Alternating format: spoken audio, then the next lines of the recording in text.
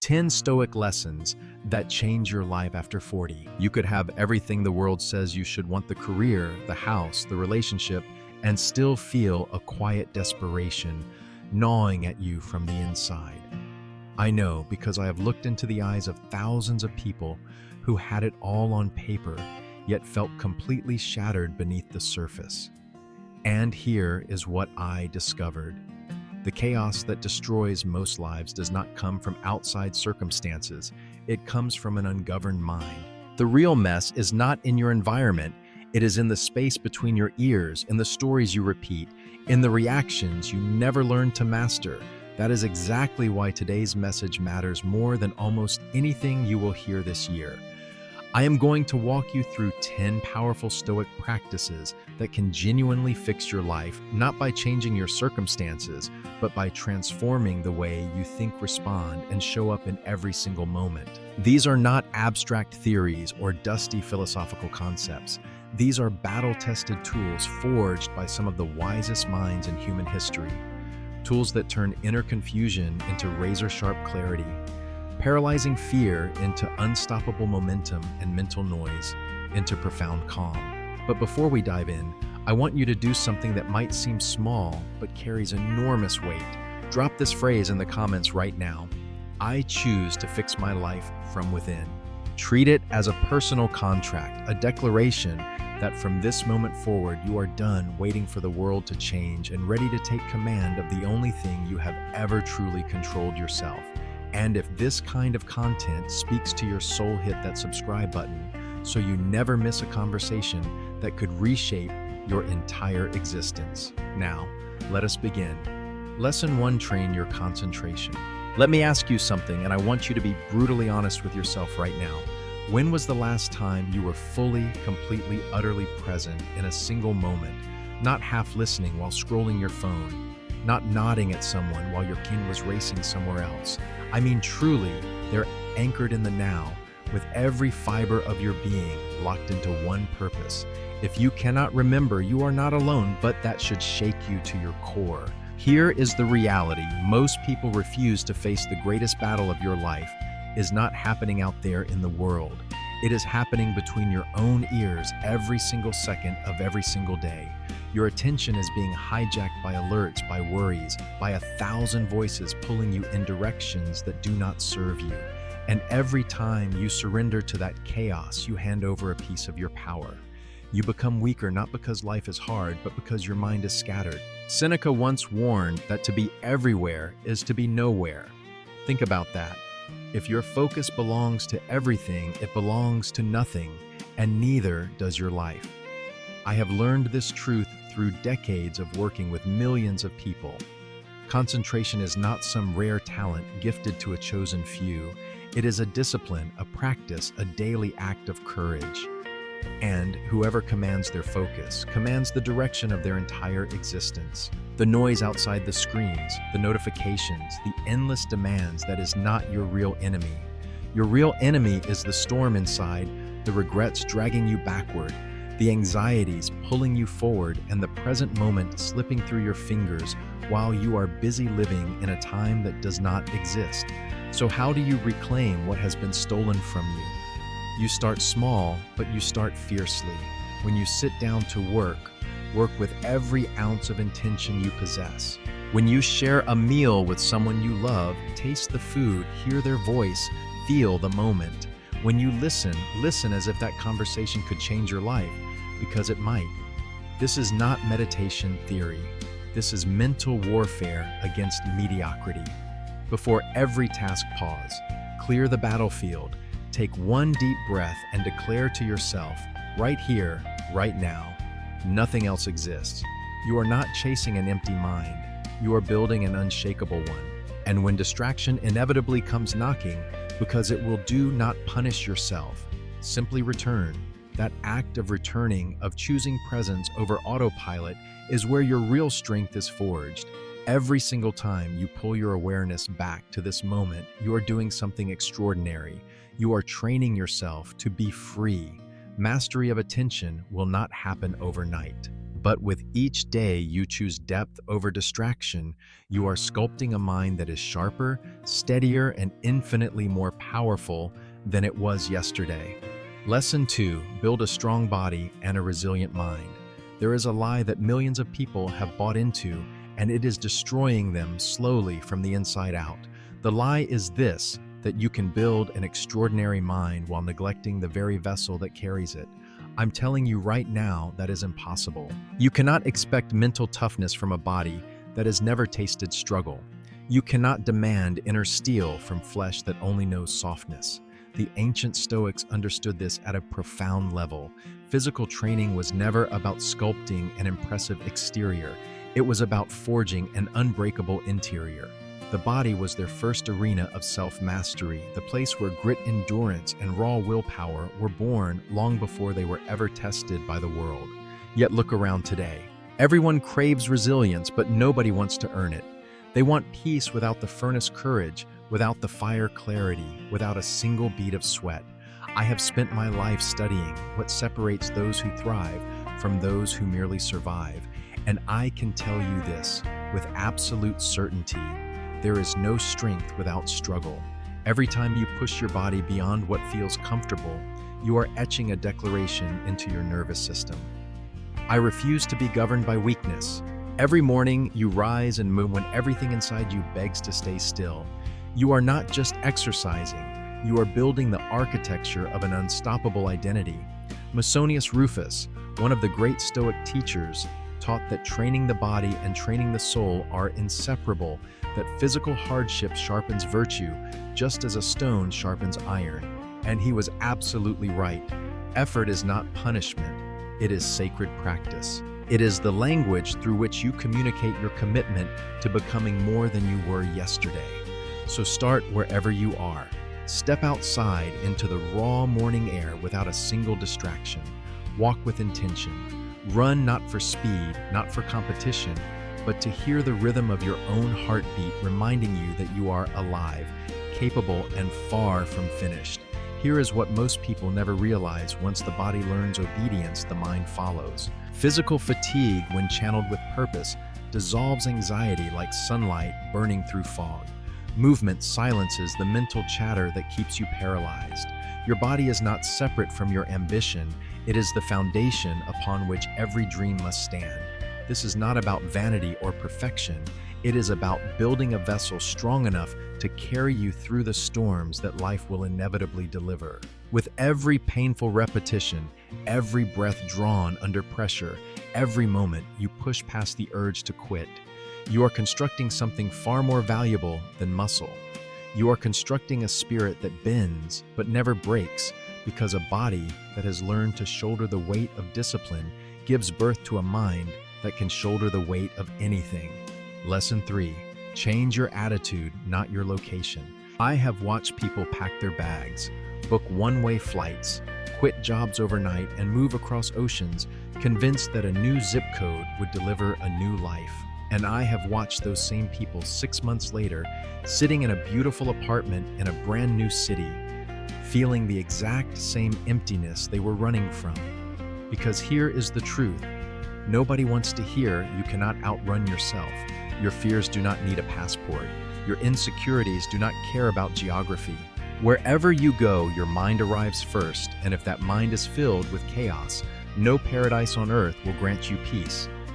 This is one of the most liberating principles I have ever encountered. Your experience of life is never shaped by where you stand, but by the lens through which you see. Epictetus, a man who was literally born into slavery, who owned nothing and controlled nothing about his external world, said something that still echoes through the centuries. It is not what happens to you, but how you react to it that matters. A man in chains who understood that freedom lives in the mind. If he could find sovereignty in the harshest conditions imaginable, what excuse do any of us have for believing that a different city or a different job will fix what is broken inside? Changing your environment without transforming your perspective is like rearranging furniture in a burning house. It might look different for a moment, but the fire is still consuming everything.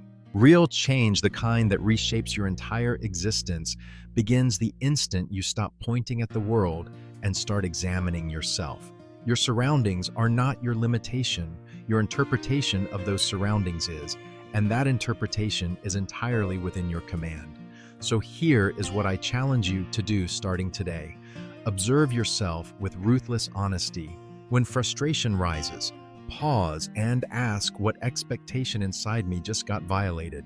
When disappointment hits, do not blame the person or the situation. Investigate which part of your internal narrative wrote a story that reality refused to follow. Every emotional reaction is a mirror, and if you have the courage to look into it, you will discover that the chains you thought the world placed on you were actually fastened by your own hands. Stop fleeing from circumstances. Stand exactly where you are and face the only opponent that has ever truly held you back, the undisciplined patterns of your own thinking. Because I promise you this, a mind governed by intention will discover calm in the middle of a hurricane, while a mind ruled by reaction will find turmoil even in the quietest room on earth. The geography of your happiness is internal, and the moment you claim ownership of your attitude, every single place you inhabit becomes a place of power. Lesson 4. Free yourself from bad vices. Picture this for a moment, a prison with no walls, no guards, no locked doors. A prison you walk into willingly every single morning and never even realize you are trapped. That is the reality of modern bondage, and I believe it is the most dangerous form of captivity that has ever existed. Because the chains are invisible, they hide inside the glow of a screen you reach for before your eyes fully open. They dissolve into the taste of something sweet you consume, not because you are hungry, but because you are hollow. They whisper through the desperate need for anyone to validate that you matter. And every time you obey these invisible masters without questioning them, you surrender another fragment of your sovereignty. I want you to understand something at the deepest level. Pleasure itself is not your enemy. Enjoyment is a beautiful part of being human. But the moment enjoyment becomes dependency, it transforms from a gift into a jailer. The Stoics saw this with extraordinary clarity thousands of years ago. Marcus Aurelius wrote in his private journal that a person should not be a puppet pulled by the strings of selfish impulse. Think about the weight of that image, a puppet dancing on command, believing it moves by its own will, while something else entirely is pulling the strings. Is that not exactly what happens when you cannot put down the phone, when you cannot sit in silence, when you cannot say no to the craving that owns you? So I am going to ask you the most important question you may hear all year: what governs your actions more than your own conscious will? Be honest. Strip away the justifications and the comfortable labels. That thing you call a routine might be an addiction wearing a respectable disguise. The scrolling, the snacking, the anger that erupts before you can think, the procrastination you dress up as patience. These are not harmless quirks. They are leaks in the hull of your self-mastery, and if you do not seal them, they will eventually sink you. Here is the magnificent truth. Discipline is not deprivation. It is liberation in its purest form. When you consciously decide what enters your body, your mind, and your schedule, you reclaim authorship of your life. Start with one deliberate act of defiance against your autopilot. One day without the habit you swore you could not survive without. Not as punishment, as proof. Proof that you are larger than any craving, stronger than any impulse, and infinitely more powerful than the comfortable lie that says you need this thing to function. Because genuine freedom is never measured by how much you can consume. It is measured by how gracefully you can walk away. When you no longer need the approval, the distraction, or the instant reward to feel whole, you have arrived at something rare and magnificent: complete ownership of yourself. Lesson 5. Decide with reason, not just with emotion. One single decision made in a moment of blind fury, unchecked euphoria, or paralyzing fear, that is all it takes to unravel years of progress. I have seen it happen countless times. A text message arrives and rage floods the bloodstream. An opportunity sparkles and greed hijacks the brain. A threat appears and panic takes the wheel. In each of those moments, the person who acts fastest loses the most, because emotions are lightning, brilliant, powerful, instantaneous, but they were never designed to steer your life. They were designed to signal, to illuminate, to reveal what matters. The steering belongs to reason. And the moment you confuse the signal with the direction, you are no longer navigating your existence, you are being tossed by every wave that hits. Seneca captured this with devastating precision when he wrote that anger, if not restrained, is frequently more hurtful to us than the injury that provokes it. Let that land. The reaction causes more destruction than the original event. How many relationships have you damaged? Not because of what happened, but because of what you said in the heat of the moment. How many opportunities have you squandered, not through lack of ability, but through a decision driven by panic or unchecked excitement? This is not about becoming cold or emotionless. I would never ask you to silence your heart. I am asking you to give your heart a partner, a calm, deliberate, purposeful mind that examines before it executes. So let me give you the exact framework that can transform how you navigate every crossroads from this day forward. First, build a sacred gap between what you feel and what you do. The instant a powerful emotion surges through you, stop everything. Breathe deliberately for 30 seconds. Then ask one piercing question. If this feeling vanished right now, would I still make this same choice? That single inquiry separates the wise from the reckless. Second, commit to a non-negotiable rule. Never finalize a major decision without letting one full night pass. Sleep is the greatest counselor reason has ever known. Third, become a student of your own triggers. For 1 week, track the moments that ignite your strongest reactions. Patterns will emerge, and those patterns hand you back the control you have been giving away. Fourth, anchor every significant choice to your long-term vision. If a decision does not serve the future you are building, it does not deserve your commitment today. Clear criteria eliminate the fog that emotions create. Fifth, review every important choice after the dust settles, not to punish yourself, but to sharpen your judgment for the next time. This is how mastery is built, not by suppressing what you feel, but by choosing what you do with extraordinary intention. Start tonight. The next time emotion rushes in, demanding immediate action, honor the pause, 3 breaths, 1 honest question, and the patience to let wisdom, not impulse, write the next chapter of your story. Lesson 6. Focus on acting, not on over-planning. Right now, somewhere in the world, someone with half your talent and a fraction of your knowledge is building the life you have been dreaming about. Not because they are smarter, not because they are luckier, but because they started and you are still preparing. That should light a fire inside you that refuses to go out. Because I have witnessed this tragedy unfold 1,000,000 times over extraordinary people with magnificent visions who spend their entire lives polishing plans that never leave the notebook. They research endlessly, adjust obsessively, refine compulsively, and call it wisdom. But it is not wisdom. It is fear wearing a very convincing costume. And while they wait for conditions to align perfectly, the calendar pages keep turning, silently stealing the one resource no amount of planning can recover. Here is a truth. I need you to tattoo on your consciousness the perfect moment is a myth. It has never existed, and it never will. Cato the Younger, one of the most action-driven Stoics who ever lived, did not theorize about virtue from the comfort of a library. He marched into the arena of public life and demonstrated it through relentless, imperfect, courageous action, even when the odds were stacked against him. He understood what most people refuse to accept. You are not defined by the brilliance of your intentions, but by the boldness of your execution. I have spent over 3 decades studying peak performance, and I can tell you with absolute conviction that motivation is the most overrated force in personal development. You will never consistently feel like doing the hard thing. Never. Waiting for inspiration to strike before you move is like waiting for the rain to stop before you learn to swim. Action creates momentum, and momentum creates clarity, not the other way around. Every single time you postpone what you know must be done, you feed the monster called inertia, and that monster grows hungrier with every delay. So here is your new operating system starting tomorrow morning. Before you touch your phone, before a single notification hijacks your attention, write down one concrete action that will move your life forward. Just one. Then execute it immediately. Not perfectly, just decisively. That email you have been drafting in your head for weeks, send it. That conversation you have been rehearsing, have it. That first page, that first rep, that first step, take it now. Messy and incomplete and gloriously imperfect.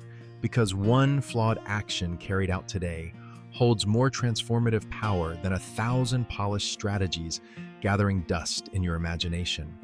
Overplanning is not preparation, it is procrastination dressed in professional clothing.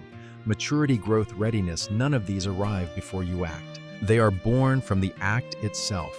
So stop waiting for the stars to align and start moving while they are still scattered. That is where your real life begins. Lesson 7. Create your own value. Every single day, billions of people wake up and hand the most sacred thing they possess, their sense of worth, to complete strangers.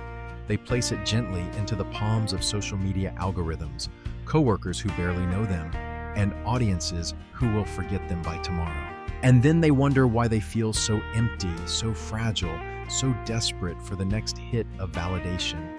I have seen this pattern destroy more lives than almost any other force on this planet, not because external approval is inherently toxic, but because building your identity on a foundation you do not own is the fastest path to psychological collapse.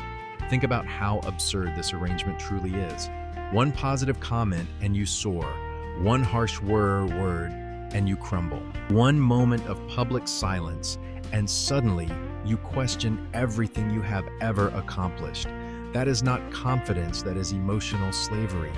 And the chains are forged fresh every morning, the instant you open your phone and unconsciously ask the world, "Am I enough today?" The Stoics identified this trap with surgical precision over 2,000 years ago. Epictetus declared that if you wish to be free, do not seek anything or avoid anything that depends on others.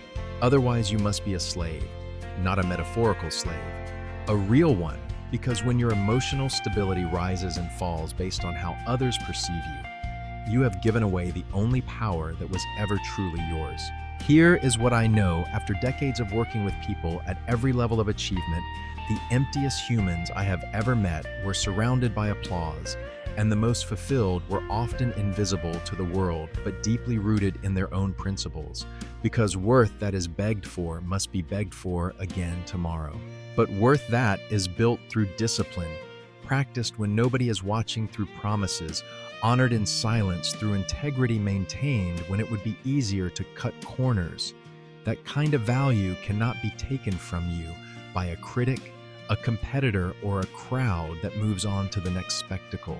So how do you begin constructing this unshakable foundation?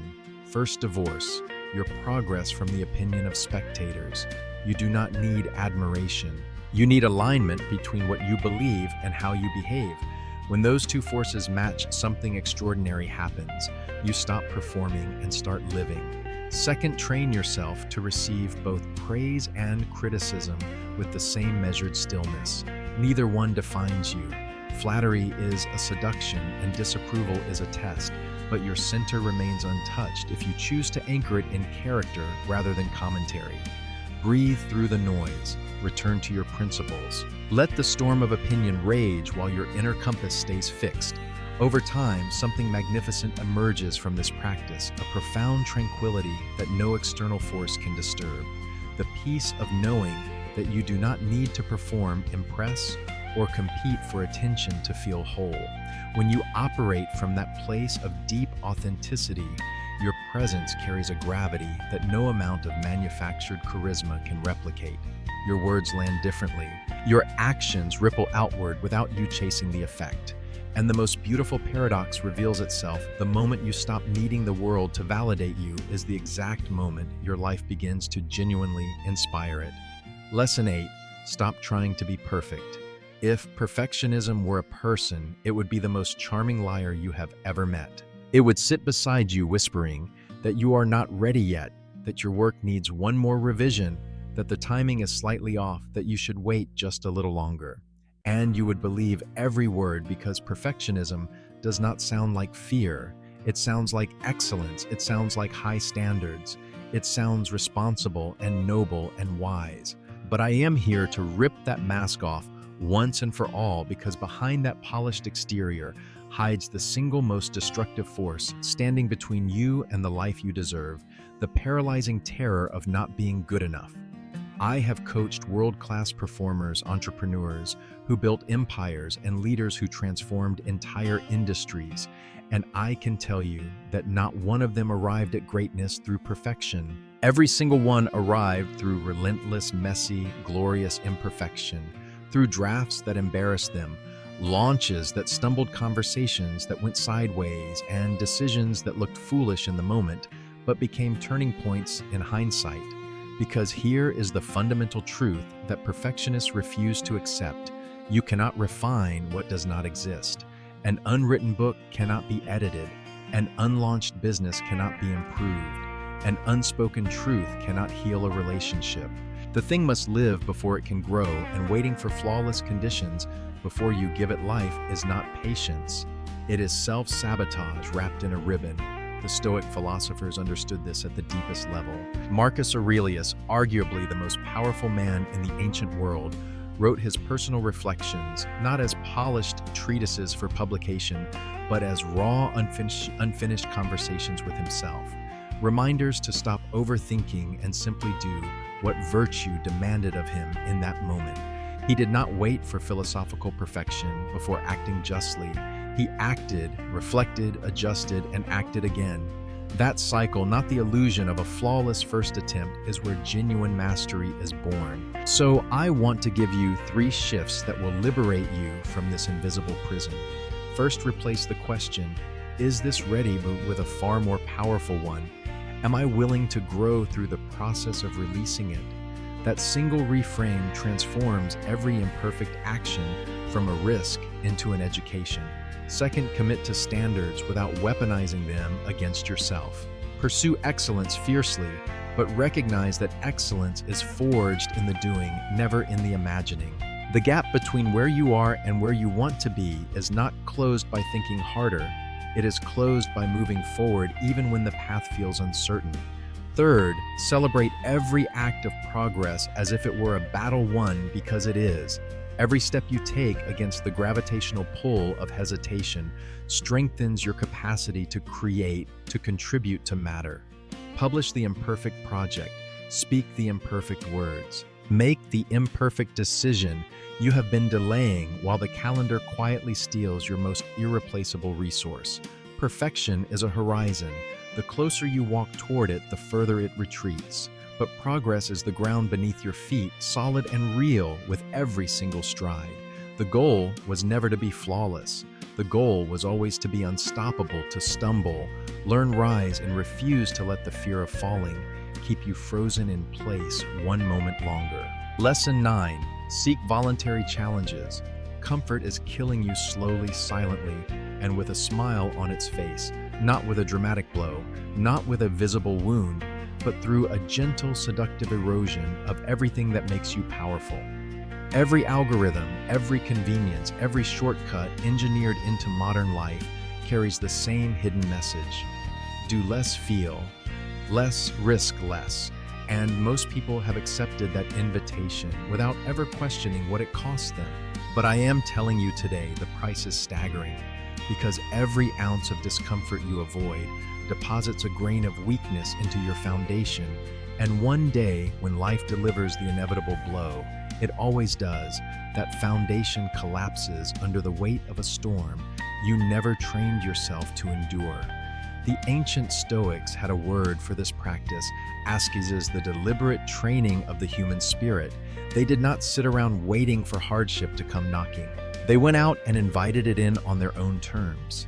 Chrysippus, one of the most influential Stoic thinkers, taught that the soul requires constant exercise, just as the body does, that without resistance, it atrophies into something unrecognizable. And he was profoundly right. Your character is not shaped during the seasons of ease.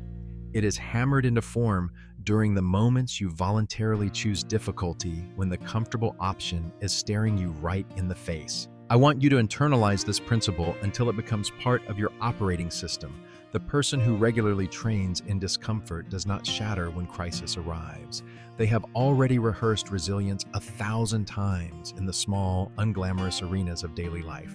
So, seek those arenas with intention. Step into the cold water when every nerve in your body screams for warmth. Initiate the conversation you have been dreading for months. Sit in complete silence for an hour without reaching for a device to rescue you from your own thoughts. Push your body through one more set when quitting feels perfectly reasonable. These are not acts of self-punishment, they are acts of self-construction, deliberate deposits into an account of inner fortitude that will pay dividends when you need them most. Here is what happens when you make this a way of life. Each time you voluntarily embrace what is hard, you transmit a signal deep into the core of your identity, a signal that says, I am larger than this obstacle.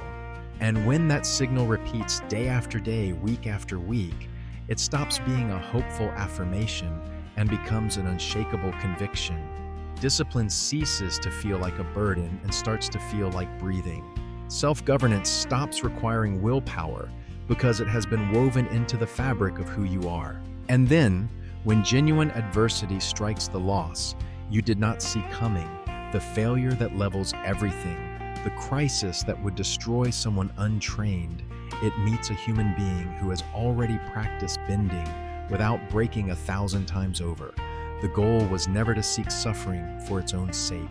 The goal is sovereignty, dominion over your impulses, your fears, and your reflexive retreat from anything uncomfortable.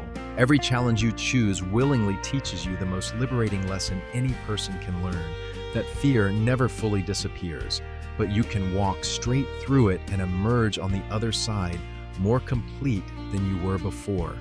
There is no expansion without tension, no diamond without pressure, no extraordinary life without the willingness to embrace what ordinary people spend their entire existence avoiding.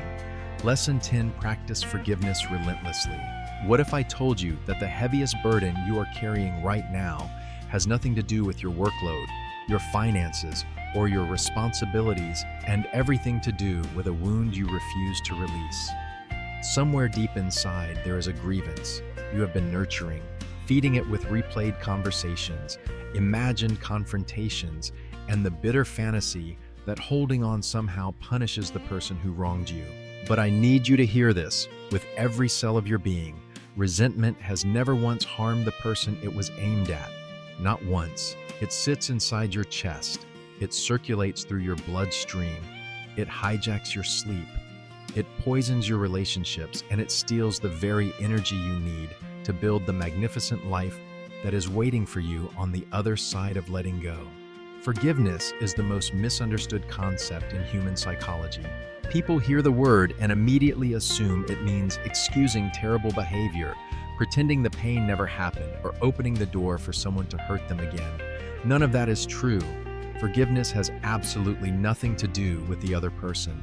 It is the most radical act of self-liberation a human being can perform. It is you looking at the invisible chain that binds your present to a moment that has already passed and declaring, I am done giving my power to something I cannot change. Marcus Aurelius captured this with breathtaking clarity when he wrote that the best revenge is to not be like the one who performed the injury, not retaliation, not bitterness, simply refusing to let another person's darkness determine the quality of your light. So how do you practice this with real lasting effectiveness? First, honor the pain. Do not bury it. Do not minimize it. Do not pretend you are above it. Anger and hurt are legitimate signals that something violated your values, and suppressing them only drives them deeper into your nervous system, where they quietly corrode everything they touch. Feel it fully, but do not build a home there. Second, confront a liberating reality: the event is finished. It exists only in your memory now.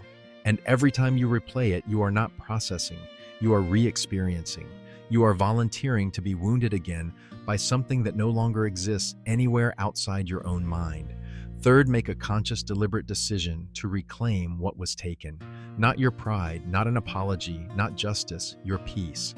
Say it to yourself as many times as necessary. My serenity is worth more than this resentment. I choose myself over this pain. And understand this forgiveness is not a single dramatic moment of release.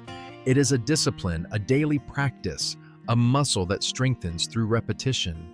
The memory will return, the anger will flicker, and in that instant you will face a choice: surrender to the old reaction or breathe through it and choose sovereignty once more. Every time you select the latter, your emotional resilience deepens, your mental clarity sharpens, and your character ascends to a level that resentment could never reach. Here is the ultimate truth I want to leave you with. Waiting for an apology before you grant yourself freedom is handing the keys to your emotional prison to someone who may never come back. That key has always been in your hands. Every act of forgiveness is not a concession of weakness. It is a declaration of extraordinary inner intelligence. It is the moment you stop allowing yesterday's injuries to dictate tomorrow's possibilities, release the weight, reclaim your present, and step into the unburdened, luminous future that only belongs to those brave enough to let go. Rebuilding your life was never about making everything flawless. It was always about developing the wisdom to move with purpose through whatever storm arrives at your doorstep. These 10 Stoic practices are not designed to pull you away from the messiness of being human. They exist to anchor you firmly in the middle of it, with clarity, with equilibrium, with an unshakable core that nothing external can disturb. Serenity is never something you stumble upon. It is something you construct brick by brick through every conscious choice to respond, rather than react, to embrace what you cannot alter, and to act from principle instead of panic. So right now, drop this phrase in the comments. One final time. I choose to fix my life from within. Let it seal the commitment you made at the beginning of this journey. If these words ignited something inside you, hit that like button, subscribe to this channel, and send this video to someone whose life could be transformed by hearing it today. I will see you in the next one, and until then, carry this truth with you. Peace does not require the world to settle down. It only requires you to rise up.